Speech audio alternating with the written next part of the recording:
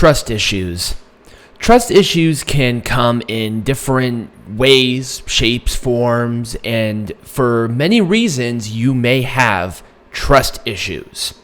From a abusive relationship of some kind, sexual or otherwise, to just a side effect of depression, you may have this. The signs of trust issues are incredibly vast, but here is at least the most common of them, I would say. You assume betrayal.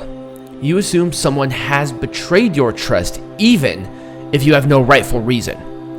There are people who go overboard on what people meant or what people say, or they interpreted something that wasn't meant in that way. And that is, your brain will think something totally different. It's something that I've personally struggled with as well. You await betrayal. You assume someone will betray you in due time, despite how honest they have been in the past. This is something that, at least in this current generation, we have a stigma around, especially with, relationships or anything like that. Everyone is going to assume that somebody's cheating on somebody. And even though that there is evidence of that, and that's another form of trust issues when somebody is unfaithful, because it happens, it's not everybody. You can't assume that. We'll go through that. You distance yourself from others. You decide it's best to limit your relationships in order to avoid fears of betrayal or abandonment. This obviously could be brought out from a past experience, and it could be of fear, shame, difficulty understanding why. There's a lot there. It could sound like you, and I do pray and hope that you will find the strength that you need to combat that. And we'll discuss some obvious things that could help as well. You avoid commitment. No matter how much you care for someone, you refuse to commit yourself to him or her. This could be for cheating. If you assume that your partner is cheating on you, you do the same out of spite. That could happen. Or you're afraid to really fully commit because of a divorce or of some kind of past experience, anything like that. You don't forgive the smallest mistake. You make a big deal of nothing, and it's the end of the world if someone makes the slightest mistake. You are excessively wary of people. Everybody will meet you, and you're extremely cautious and suspicious of. That, once again, that happens quite a bit. I've experienced this. I've experienced it personally, and somebody did that to me, and it definitely hurts, even on both sides, and I understand it. You feel lonely or depressed. Your fears have lied to you to isolate yourself from others and enter a state of depression. These are not broad strokes. These are some maybes that you could have trust issues. Like I said, the entire thing is very vast and it's very complex. How to handle your trust issues it's really important to trust others. We are a trusting society. We have to trust on each other to make these decisions. With COVID-19, wear a mask, social distance, do what you need to do to help others, and we have to trust each other to make those choices. If you are a denier of some kind or something, you might have a trust issue. So how to handle this? Accept the risk that comes with learning to trust again. Ladies and gentlemen, my friend, whoever is listening to this, if you got this far in the video, great, thank you, but you will not be in a perfect world. This is not a perfect world. People will betray your trust. And the best way to combat trust issues is accepting that obvious fact. You will be betrayed at some point or another. How you handle it is going to be based on you. But accepting that risk and understanding that if somebody does betray you, it's fine. it's not fine, but it's the universe telling you that they were not the right person, or they were the person that was supposed to be in your world in that moment to teach you something, to make you understand something, and it's planned. It's there for you, and it's okay. But what you need to do is learn your trust issues, understand them, and accept that there might be something that there might be a time that this will happen again. It's your reaction that will determine how you feel. Learn how trust works. Trust does not have to be given out freely. It's okay to wait for people to earn it before you can rely on them. What I'm saying to you is that you should not trust nor distrust people. Be cautious, but don't be over-exaggerating and assume that they're untrustworthy because they're not trustworthy, because you don't fully trust them yet. Those are two different things. And it's okay to accept that you might need some time to develop these issues, and it's going to be a bumpy ride, and that's okay. Take emotional risks. When you just jump in head first, allow yourself to be vulnerable and risk being let down in order to create healthy relationships again. This is an interesting premise, but it is very, very contextually true. When you put yourself in a bubble of safety, you cannot let go and learn to trust. You need to understand that going head first is the only way to combat this. This is not dip your toe in the water, because then you will get hurt again and you will go right back into it. Learn to accept that you might have some growing pains with this, but definitely take those emotional risks. What I found to be a great thing that really helped me in my trust issues was I learned to communicate with somebody new when I went out every single time. I let myself be vulnerable to somebody when I went out. Did it work out all the time? Absolutely not. It won't. It will never happen. And guess what? That's okay. Because then you'll know how to face these and how to calm yourself down, realize it's okay, and put yourself back out there, because we're humans, and humans like to be around humans. We gotta trust each other. Face your fears and other negative feelings built around trust. It is critical that you admit to yourself why you're scared and what you're scared of. So you can accept it and move on. What this is, it's an inwardly reaction to something you have no control over.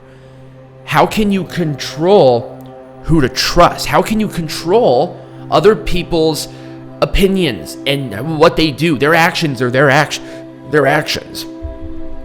And guess what? It's just, it's a hard thing to do. It really is. It took me 4 years to figure this out. And it took me 4 years to face those fears when you get out of a relationship, or you face that relative that may have hurt you in some way, shape, or form, or you try to get it out in the open of why you have trust issues, even to a therapist, which I highly recommend. This is something you have to do, because when you stare the monster in the face, it knows you can beat it. It knows you can. But it knows that sometimes you're so scared, it can just grow and manifest and become this big monster that's going to be a lot harder to face later on in your life. And there's going to be emotions. You're going to cry. You're not going to feel good. This is not going to be happy-go-lucky. This is going to be hard. But guess what? When you get this, the end result is going to be so much better. You'll be so much happier when you have slain that monster. When you slain that dragon, your world changes. Your root chakra opens and you become a person that can trust again. And try to trust again, even of how bad it is. If you fail and resort back to disgusting tendencies, try again, trust again, keep putting yourself out there.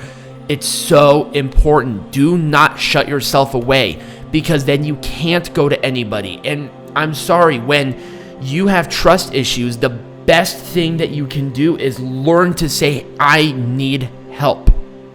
From a counselor, which I highly recommend. From a Reiki master, once again, which I highly recommend.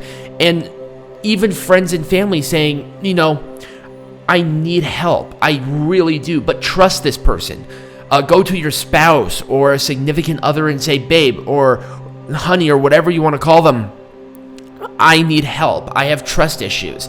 This is why I don't do this. Because when you put it out there, no matter how much they react to it or how they react to it, you're gonna feel so much better. A weight will be lifted off of you, and it's wonderful. It's wonderful. Trust and reliability are incredibly different, and we will get into reliability later. But this is so important to really put yourself out there. Make yourself vulnerable. It's okay. It will build. The great analogy that I heard from my teacher, from my advisor, my Reiki master, was think of it as working out.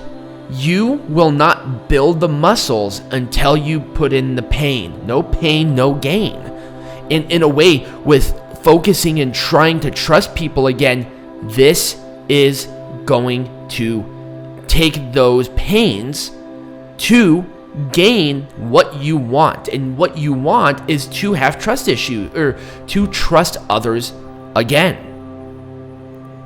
So trust is developed in basically psychology. When you trust somebody, you understand that there's somebody that you can go to for warmth. You can be affectionate to them. You can be sensitive. You can let your guard down. You can take direction. Maybe you can have them have some sort of control, because you trust that they won't abuse this.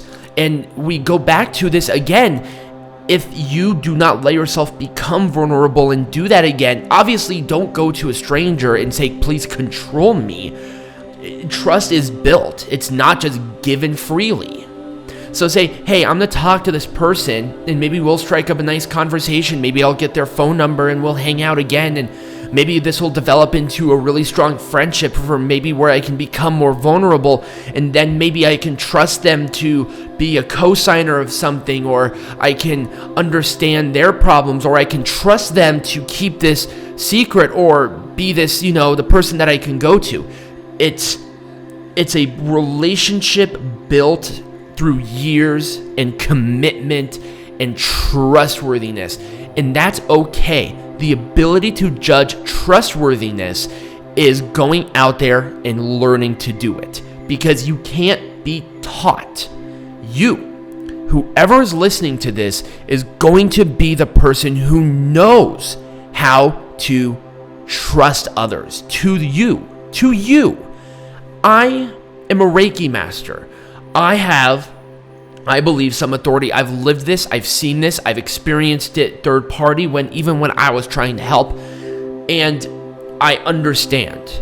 I really do. No matter where you are, if you were betrayed by somebody, or if maybe you did that manipulative behavior out of spite and then you feel bad about it later, I understand. I've done it and it sucks.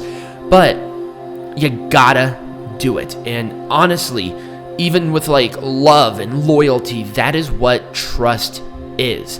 There are psychologists for days looking at this. I would recommend going to Erik Erikson, German psychoanalyst, who gave a great dissertation about the thing of trust issues. That is Erik Erikson, wonderful psychoanalyst. I would recommend going to even Gregory Bateson, because he had a great book. It's called Steps Towards a Ecology of Mind, and that's once again another trusting, but that's based on parenting. Shirley Glass is a great one. I recommend all of them. So how can a person learn to trust? Wow, let's try that whole sentence again.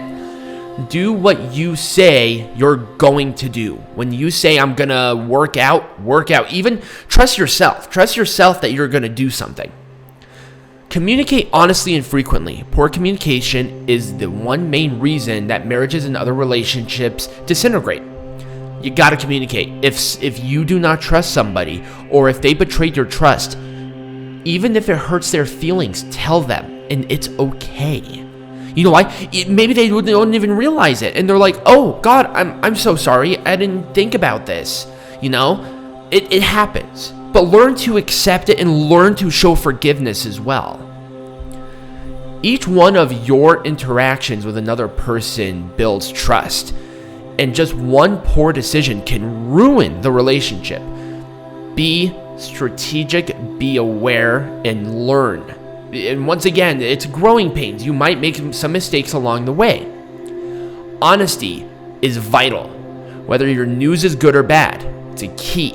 Honesty. Good communication, strong communication, frequently with honesty is the best thing to do. No matter who it is, no matter what you do with it. Show other people in your relationships that you care about them. Even if you feel like you do have trust issues, be the person that you want as a friend. Cut the other person out of your life, I don't care who it is, and go to your other relationships and be that person. Be the person that you want them to be. Because then they'll see this. And they may have trust issues as well. And that's okay. Always have integrity. Always have integrity. Admit your mistakes, and others will see you as somebody who deserves to be trusted. Once again, I just said this. Boom. Make mistakes. Own up to them. It's okay. You know why? Because most people, 99.9% of the time, those people will actually forgive you, and they're like, wow, this is big. Don't make quick decisions. Many times, trust is broken because an individual agrees to something he or she really doesn't want to agree on in the first place. You need to understand this. Make a commitment only when you're positive that you've considered everything that is involved in keeping that commitment. If you don't think about it in detail, you may not have another time or want to follow through. So critical. Do not be the person that is not trustworthy, because then you will not trust others. Friends and family members who have always been there for you are so easy to take for granted. It's important to find time for those individuals who mean the most. When you have a problem, they're the people you can trust as a support network. There are people who don't trust their family. There are people who don't trust their friends. But when you see those people who do that, show them that appreciation. It goes such a long way. You will feel blessed to have them in your life. And I do want to thank you for listening. If you did enjoy this, remember to like the video, subscribe to this channel, and share it with your friends. And I hope you all have a wonderful rest of your day.